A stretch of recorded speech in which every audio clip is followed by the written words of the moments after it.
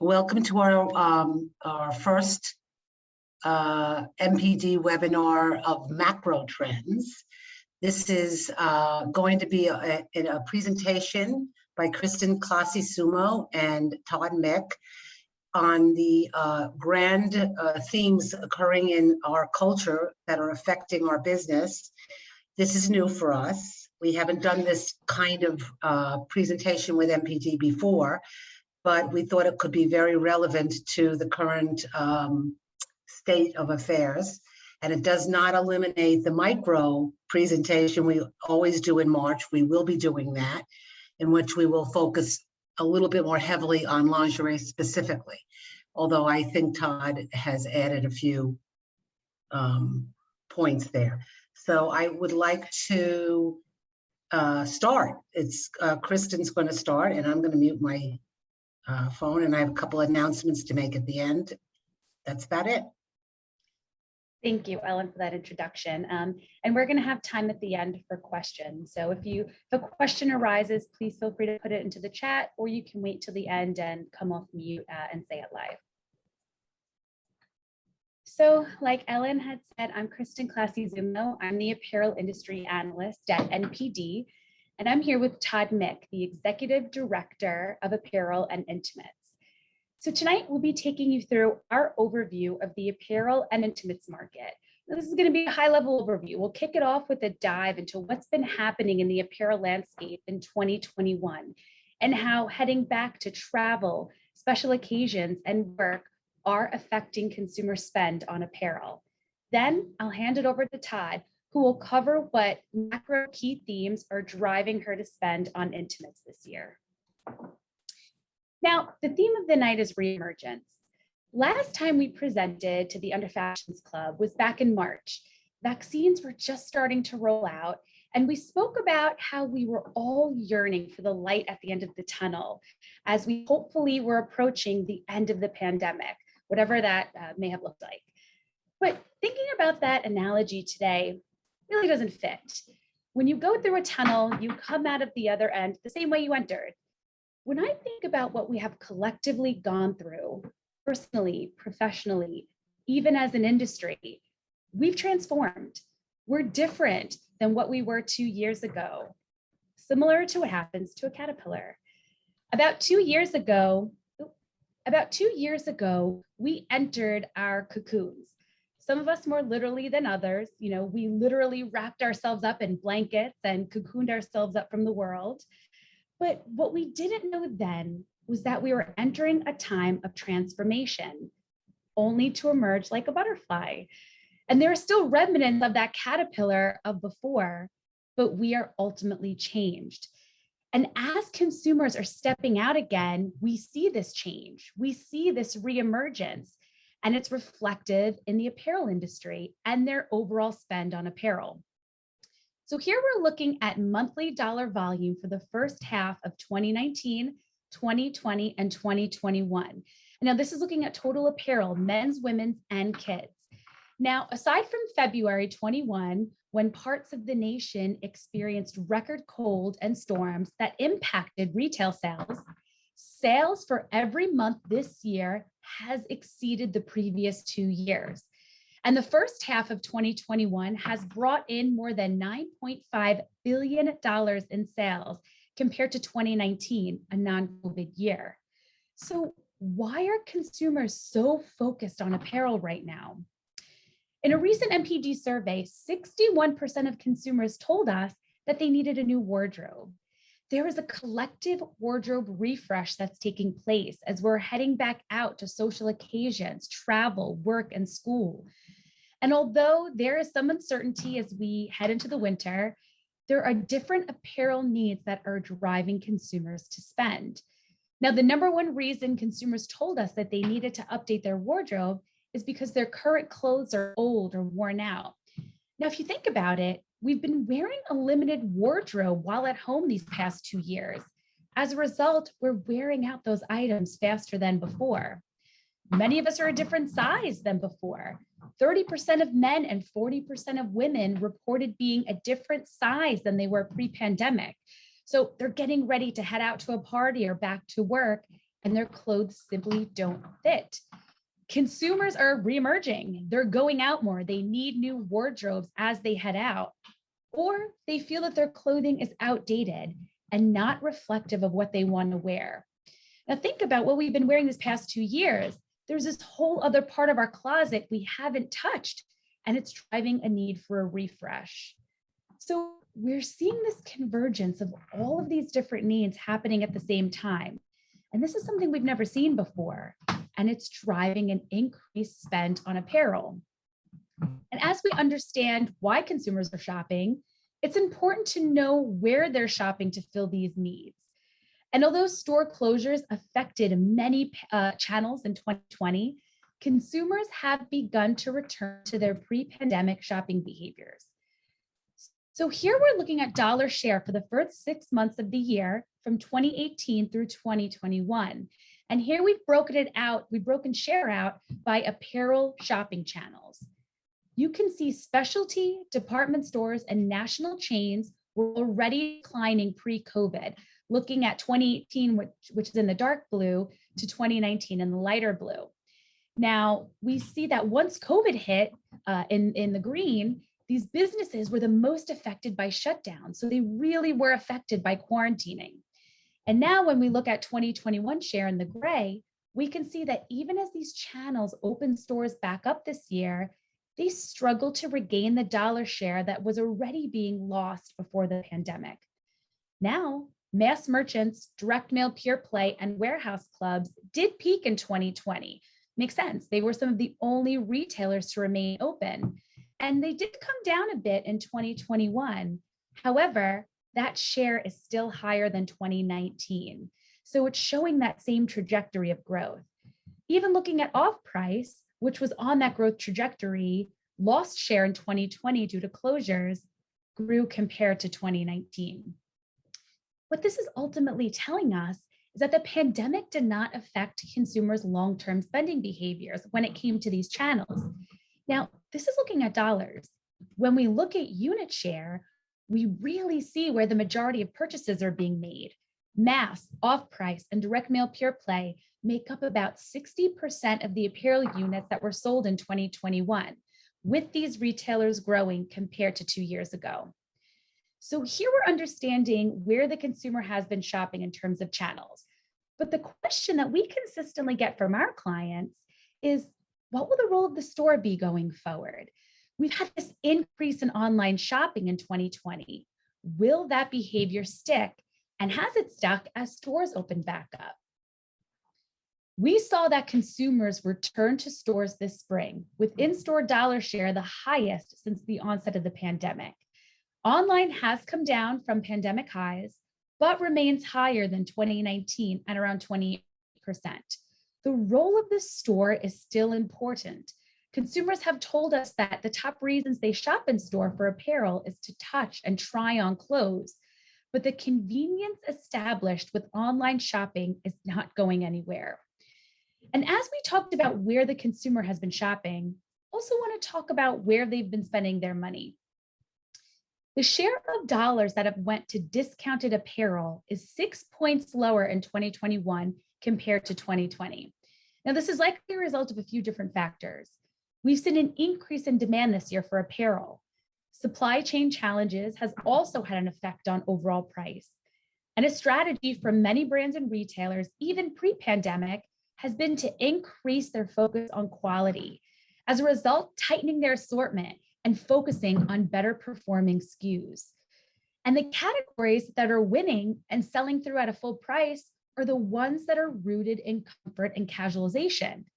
And although we've reemerged from our quarantine cocoons, consumers are still holding on to that comfort that they've gotten used to last year.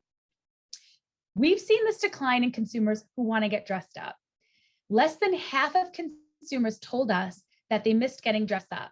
That's actually 7 points lower than last year when we asked the question the first time.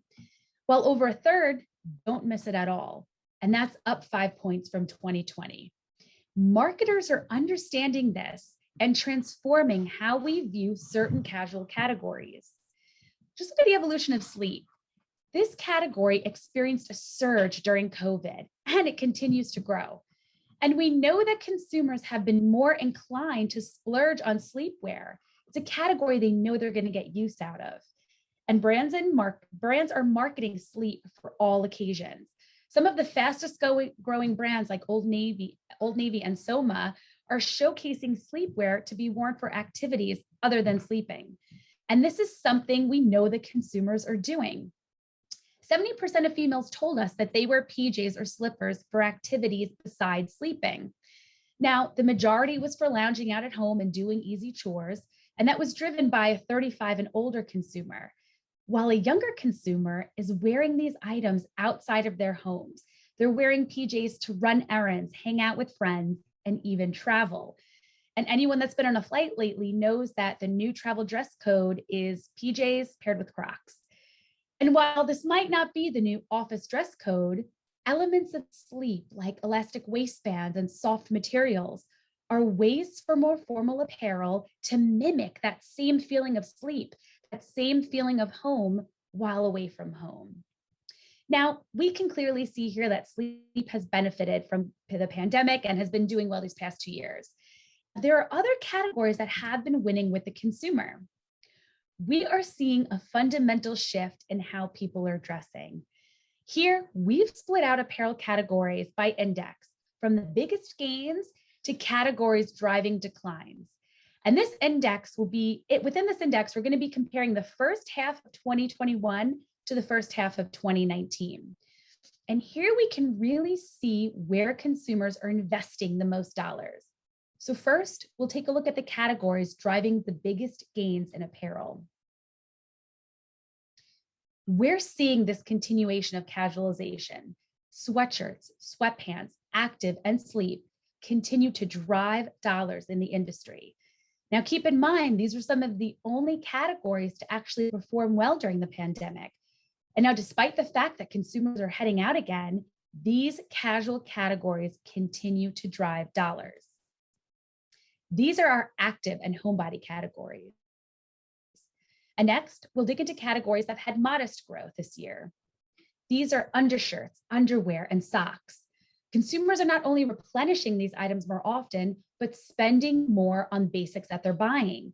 They're investing in these apparel items. They're spending more on items they know they'll get the most use out of. These categories are filling our basic needs. Next, we'll take a look at categories that are flat or slightly up. Jeans, polo shirts, and t-shirts. 1 out of every 3 consumers we polled said that dressing up to them is a lot more casual now than it was pre-pandemic. These categories offer versatility for a variety of different occasions, whether you're going out to work or hanging out socially. They're a way of being social yet casual. And finally, we'll look at categories that continue to be in decline. These are more formal categories: suits, dresses, and dress pants. These were some of the categories that were most affected during the pandemic. And despite people going back out again, going to weddings again, these categories struggle to rebound. Now, we may not be ready to make investments in these categories yet. And even as we're heading out to these special events, it's more about filling a one-time need, that one wedding coming up, versus replacing a whole formal wardrobe of these categories. So these trends that we're seeing here are a clear indication of our new wardrobes. This wardrobe focuses on comfort and versatility, but certain aspects of getting back out and getting back to life have also reinvigorated some apparel categories. Now, I want to talk about travel. Travel was one of the fastest categories, one of the fastest industries to recover this year. In February, we asked consumers when they anticipated returning to their pre-pandemic leisure travel behaviors. About a third said by the end of the summer. At that point, vaccines weren't really rolled out yet, and we were still essentially quarantined. Now, we re-asked the same question again in June, and a third said they already returned to their pre-pandemic leisure travel behavior, with over half saying they plan on returning by the end of the summer. And consumers are putting their money where their mouth is. In June, spend on hotels, airlines, and cruises are up versus last year. And as a result, consumers are investing in apparel that is tied to these experiences, especially swimwear. As vaccines rolled out in March, it had almost an immediate effect on women's swimwear, with dollars, units, and average selling price all increasing. And this spend on experiences was not isolated to women's swimwear. Consumers showed us that once their confidence returned, they will again splurge on categories related to experiences. Men spent more on their swimwear in Q2 than in the past 4 years, with ASP up 15%. Women were not only splurging on swimsuits, but cover-ups grew. Cover-up units grew 3 times as fast as total swimwear, and average selling price was the highest it's been in 4 years. Now, cover-ups was a category that's been previously declining, and women were splurging on it this year. What it told us is that women were investing in their beach wardrobes. They wanted to show off their entire beach wardrobes when they went on those revenge travel trips this summer. Suitcase and luggage sets are almost at 2019 levels, with dollars being driven by an ASP growth of 8%. And what category saw the most growth? Larger checked bags. Now, this was a category that was also in decline pre-pandemic. Typically it was those carry-on luggages as a result of business travel that have been growing year over year. Now, as consumers were preparing for those longer leisure vacations, larger checked luggage was growing. And sunscreen for the face is also up, with average selling price growing 5%. This was a trend pre-pandemic, but it is still remaining strong as consumers head out again. And as they were heading out on vacations, they were also heading out to events and special occasions again. In July, 75% of people said that over the past 3 months, they were going out the same or more than earlier in the year. Once consumer confidence increased, we reemerged. We were gathering with friends again and going to events. However, despite this collective going back out, dressing up categories remained challenged.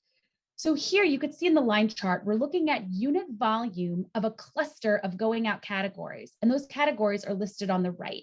Now we grouped these categories together and we were tracking their performance to see how they were performing week over week.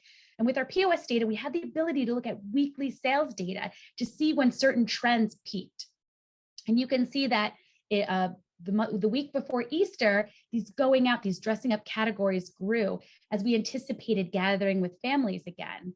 But these categories have struggled to surpass 2019, even 2020 levels.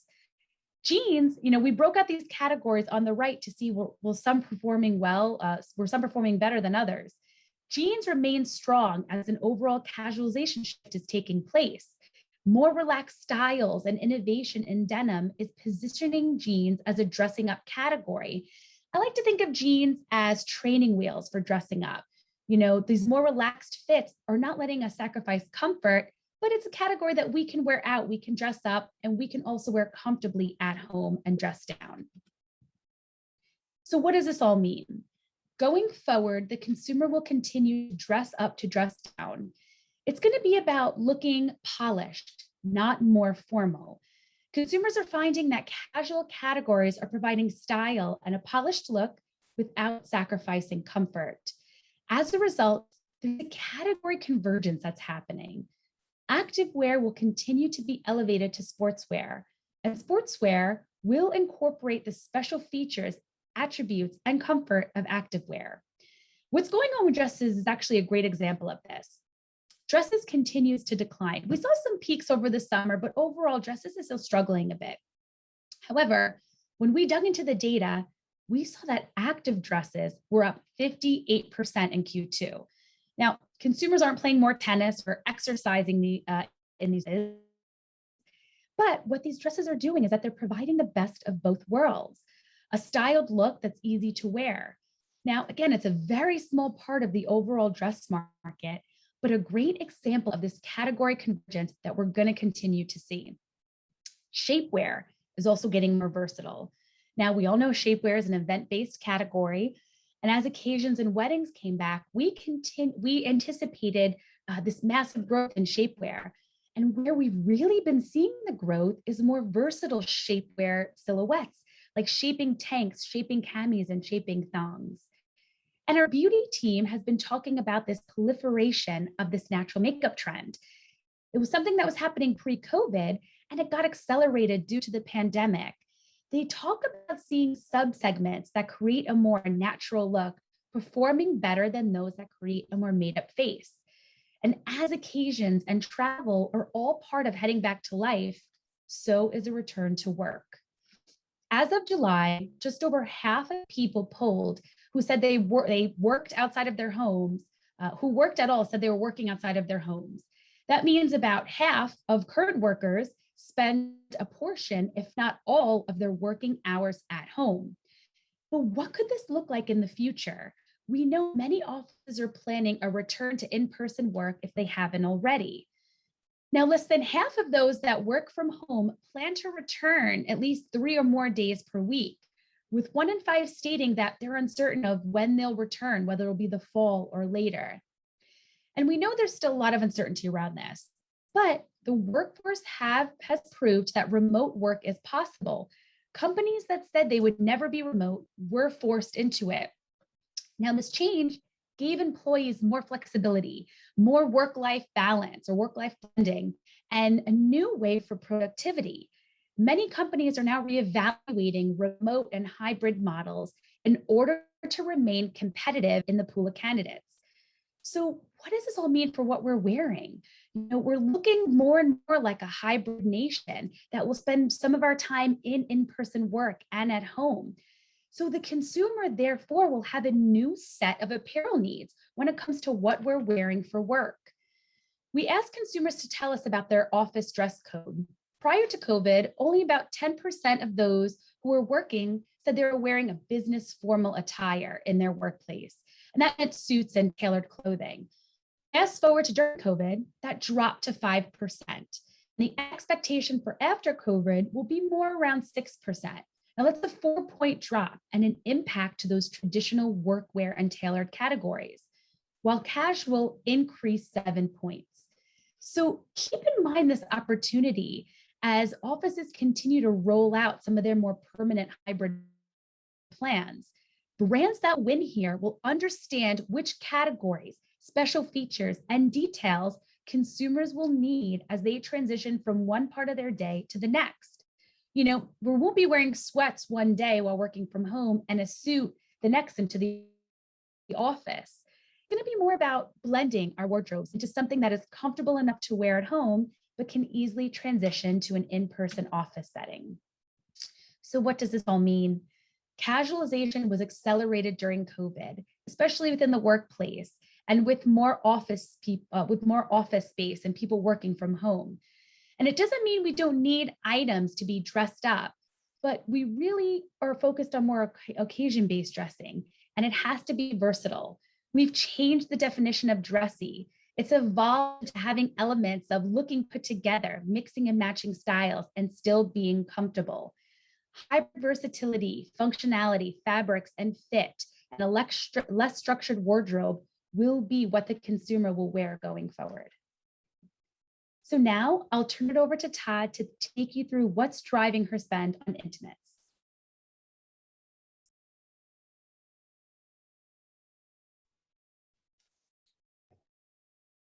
So, okay, just going to start my video.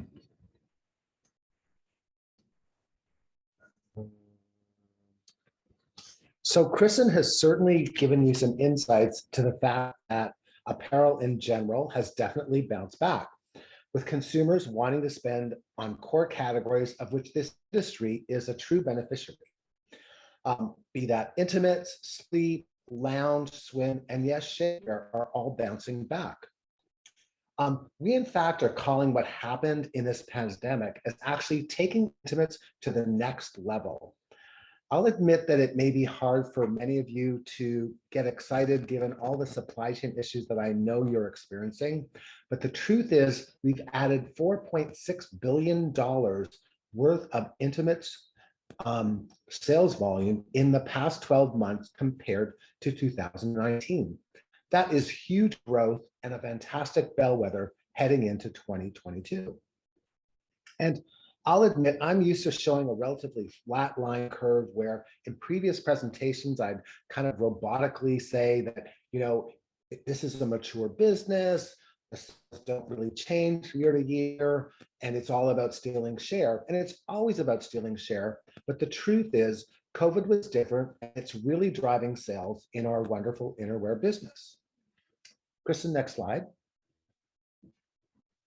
So why this anomaly? Well, many of you saw a LinkedIn post I shared about 6 things that are driving Intimate's growth.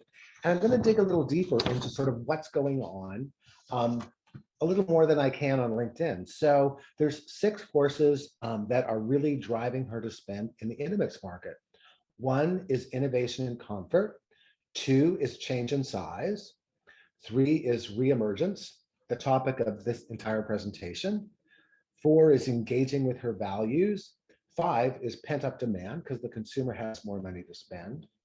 And 6 is really a rejuvenating of her lingerie drawer. And I think this is one of the most interesting ones. So let's start with comfort.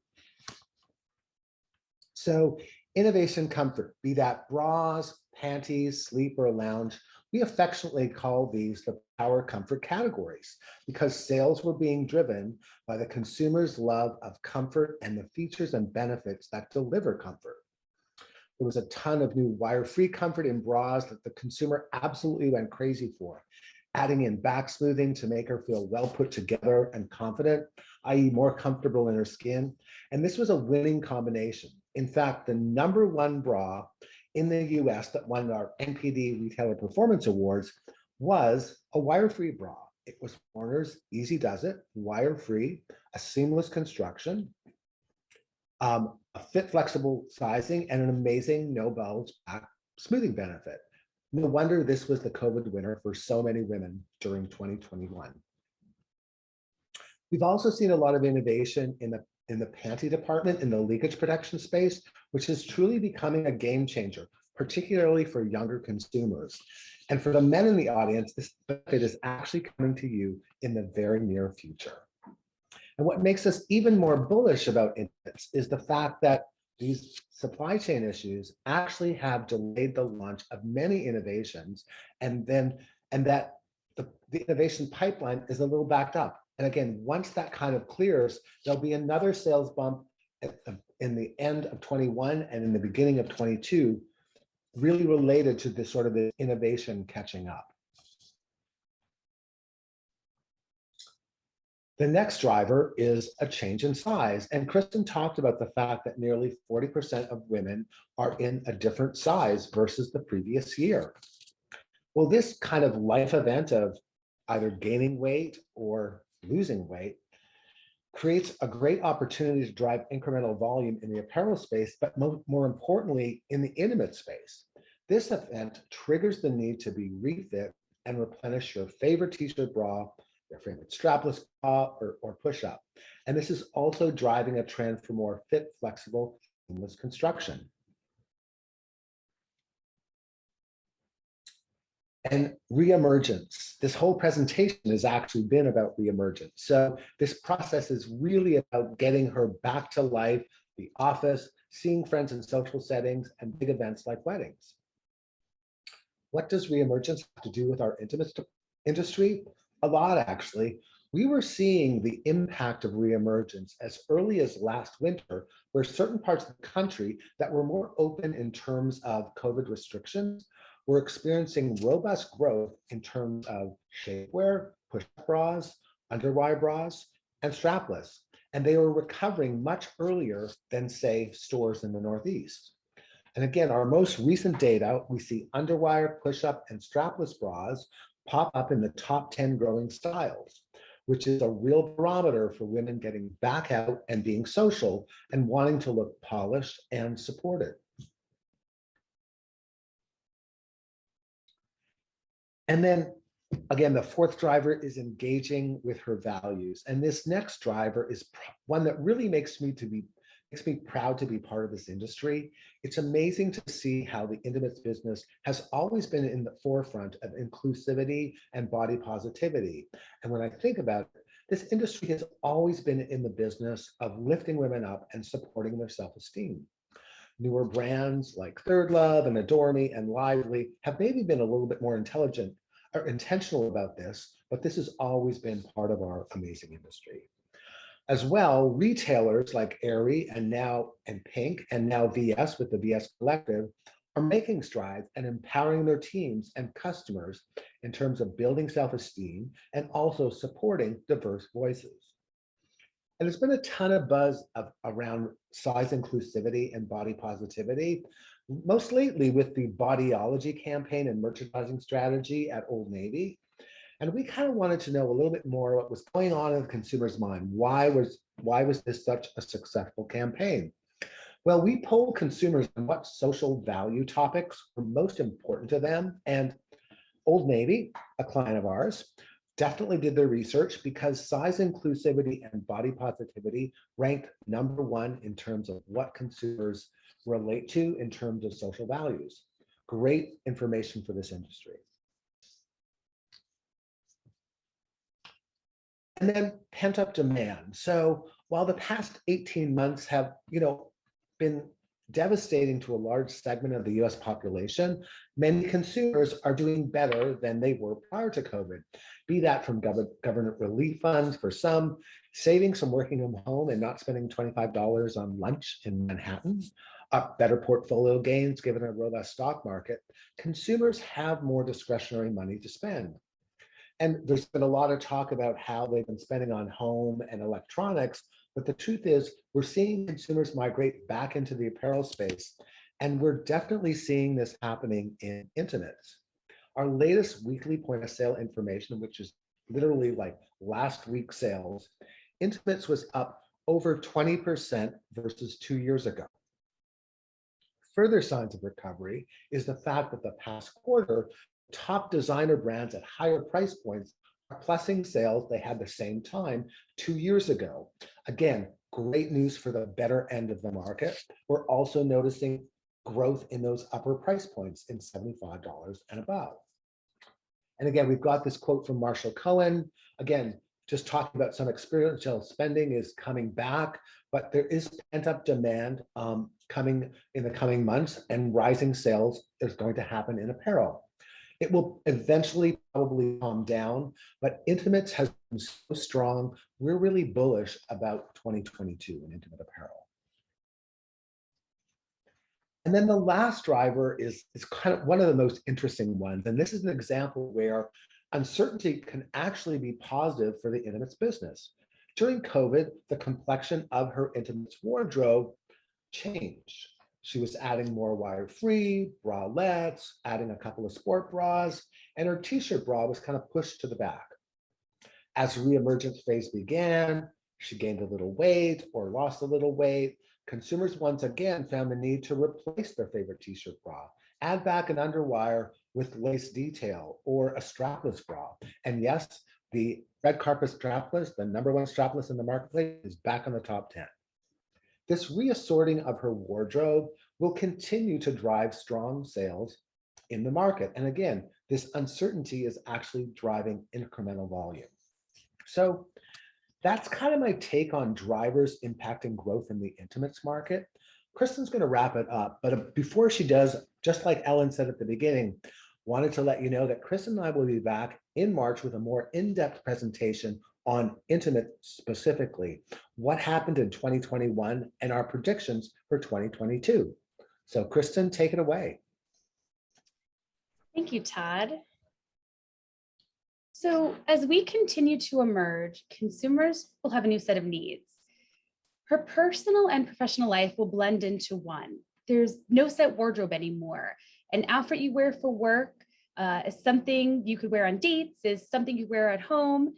It needs to work for all of her, for all aspects of her life. Innovation will continue to be key. Part of what is involved in this is taking risks. The fashion industry has gotten a refresh. Before the pandemic, we kept talking about, people needed to get excited about fashion again. Well, it's happened. There are new styles and trends. Consumers are really interested in these categories. So what'll happen a year, 2 years from now? How will you continue to stand out in a sea of the same? And we know that personalization will be key, whether it's about inclusivity or providing the right special features she needs. She wants to feel like it's made specifically for her, taking her through every aspect of her life.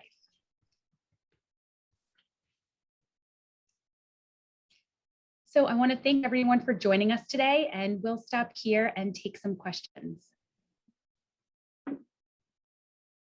We have, I don't see, hold on a second. Do we have any questions? I think we had some in the chat. So I don't see it in the chat. Hold on. Maybe I'm wrong. I know we had a question from Margaret Clower about the wire-free and underwire proportion.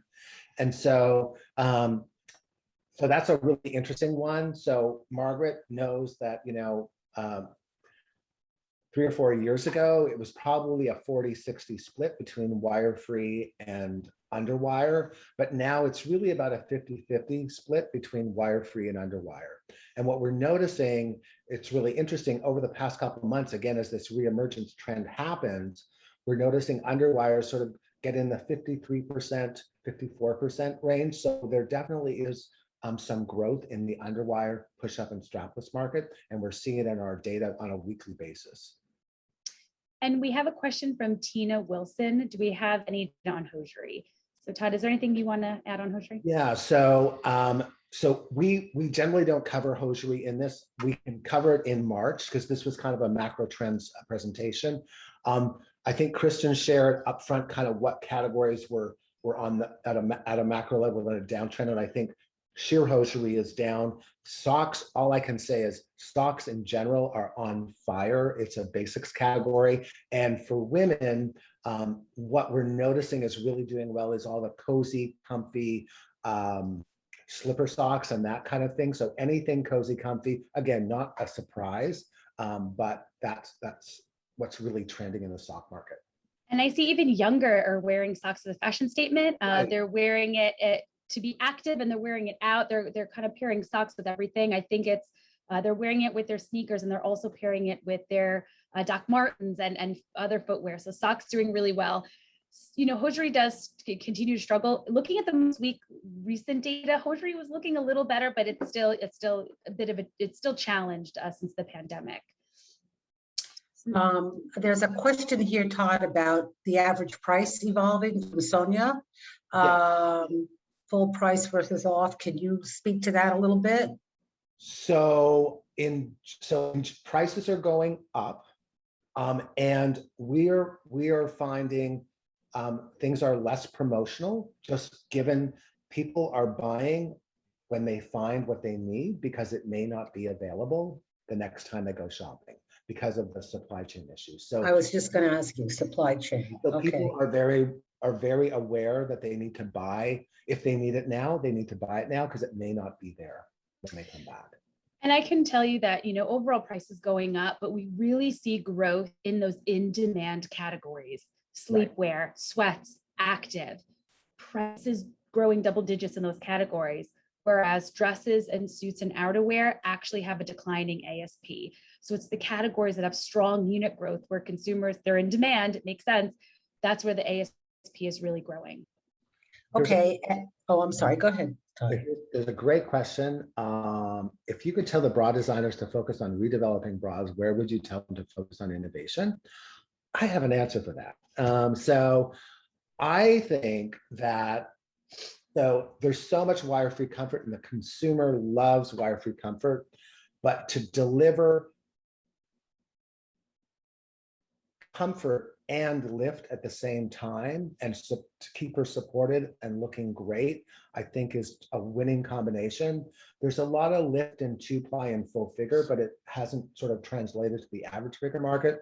And I think that that's a big opportunity. So you're speaking about a hybrid, the growth of the hybrid bra, which Right. I've spoken. Yeah, it's very important. Sonia's come back and asked if you could be a little bit more focused. Can you answer the original question about the price versus off price, specifically for bras? Is there a specific difference in bras versus sleepwear and activewear? So again, all of the intimate categories, probably except daywear, all having increases in average price. And what we're kind of talking to our clients about, it's kind of a trifecta. Dollars are up, units are up, and ASP is up. So it's kind of winning on all cylinders. And we generally don't see that. Usually it's either ASPs are up and units are down or something, but actually and another thing, and Kristen will, we've heard this. So we're actually, and again, this doesn't make this easier for you guys because I know you're dealing with the supply chain issues. The truth is, yes, there's a supply chain issue, but it's actually a demand issue. Consumer demand is really continues to be strong, and that's exacerbating sort of the supply chain issues. I have one question before we go into the next chat one, which goes back to the underwire versus no wire bras. Within the no wire category, we've had a massive surge in bralettes a year or two ago. Where is the balance now? There's a difference between a no wire bra and a bralette. Do you have that broken down? So I don't have it off the top of my head, but I certainly can get that information. So bralettes continue to be strong, and you know, I don't want to guess because I don't have that. I don't have that specific data point. I'm just curious. Yeah. Okay. But we can share that. Okay. If someone, if that question came from, we can connect with them and make sure we share that information. It came from me. Okay. There's a question here about silicone data on silicone type products, adhesive items, nipple cover-ups, boob tape. Do you guys cover that? And is there any information of interest on there? So it's a smaller category that we generally don't talk publicly about because it is a very niche market. We have that information, but again, it's not something we would necessarily cover. It's kind of very specific, and we would talk to clients about that, but we wouldn't probably talk about it in a public forum. Right. Yeah. Okay. There's a question here about the change on the style of panty choice. Have you seen a shift from 2019-20 to 21, and what category of panties are moving, forward? So it's interesting. Generally, every season there's like one silhouette that is kind of the superstar. We've actually, again, demand is so strong that all silhouettes are doing well. A couple of years ago, it was all about the brief and the high-waisted brief. It's gone back to sort of hipsters and high cuts and boy shorts, and thongs are coming back as well. Okay. I think there was a channel question from Pat Royak, I believe. I'm not sure. I'm looking. There was. Any changes in channel shift between department stores or others like specialty stores? Yeah. So, and Kristen actually had a great sort of slide in general apparel that kind of showed kind of the shifts in channel, and this will be available to members, just so you know, so you can review this presentation. Department stores are just kind of recuperating back.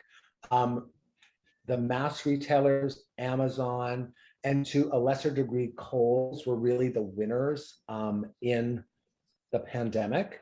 But as we're seeing sort of the past quarter, the better brands, which are carried in department stores, are resurging, and they're plussing their sales that were happening 2 years ago. So they're definitely on the recovery. Okay. There's a question here, which you semi-answered, but on the consumers, are they replacing t-shirt bras with bralettes or sports bra styles post-quarantine? Which I think go ahead. And also leggings, are they growing as opposed to denim? There was a big surge in leggings for a while. So is that still happening?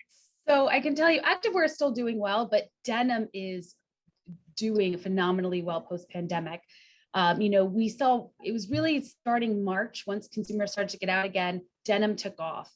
We all saw that those TikTok videos of killing the skinny jean. That was the best thing that could have happened to the denim industry. what it did, it created this need. There was a new trend. You know, so many of us, myself included, looked in my closet, all I had was skinny jeans. I thought I need to go out and get some new denim. So we're seeing innovation, newness, new silhouettes are driving the growth. I don't think it's coincidence that these new silhouettes are comfortable. They're looser fits, higher rises. So we think that's all attributing to this big growth in denim. So everyone is winning right now, denim doing especially well. Right, right.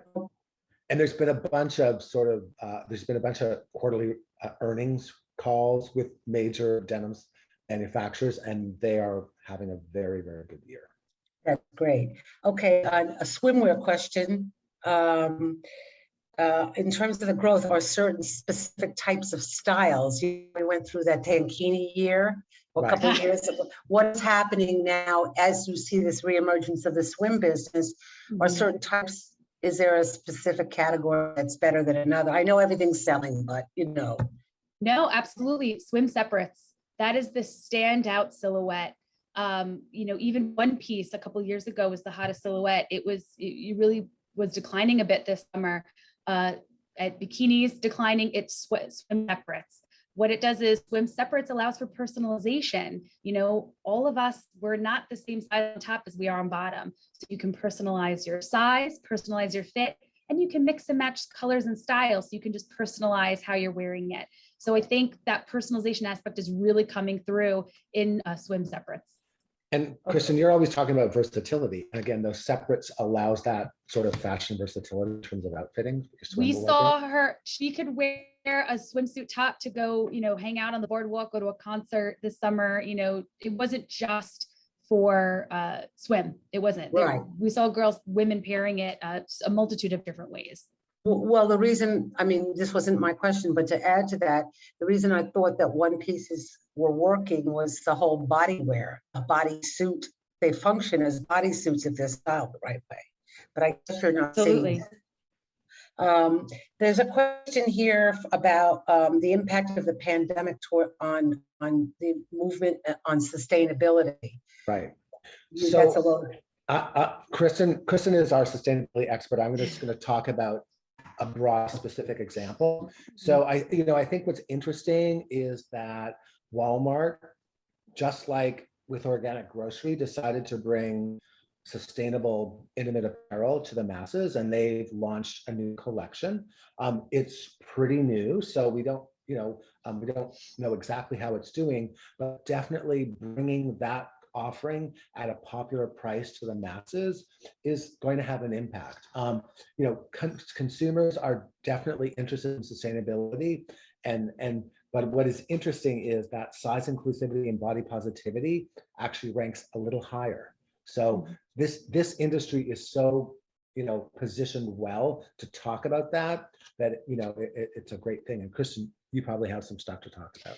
And I love that example, Todd, because it ties so perfectly into everything we've seen in the total industry with Walmart. You know, I think I liken the sustainability in apparel to organic food. You know, organic food used to be niche, expensive. You could only find it in Whole Foods or, health food stores. Now you go into Walmart, you go into Costco, you have a plethora of organic options. I think that's the same thing with sustainability in apparel, how it's almost, consumers think of it as the price of entry, where it's not a niche thing anymore. If you're going to play in the apparel industry, if you're going to be a brand, you also have to be responsible and ethical. And I know consumers don't expect you to be fully recyclable, zero carbon emissions. They don't expect you to solve all of the problems, but at least make steps and show that you're taking initiative into solving some of the problems. Right. Okay. And I see a question here, Margaret, and it may have been answered already within the content of your other responses, but she is asking if there's any percentage split between traditional sports. I'm thinking she's speaking about bralette, traditional sports bralettes.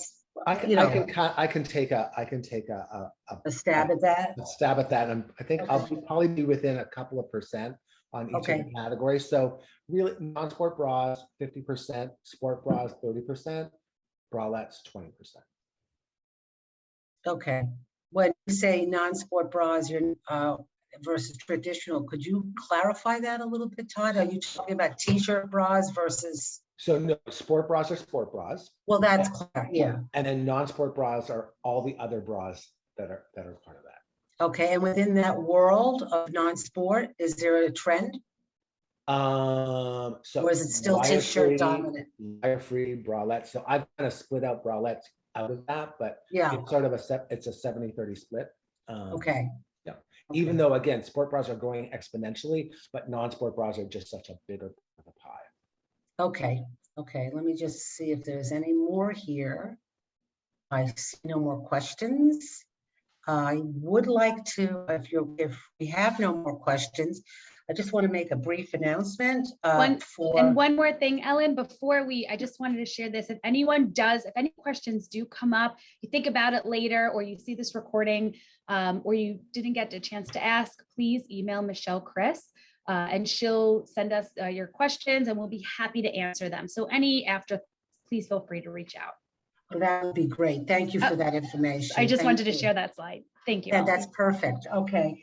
I just want to make a brief announcement about our next event, which will be a membership being hosted by the membership committee.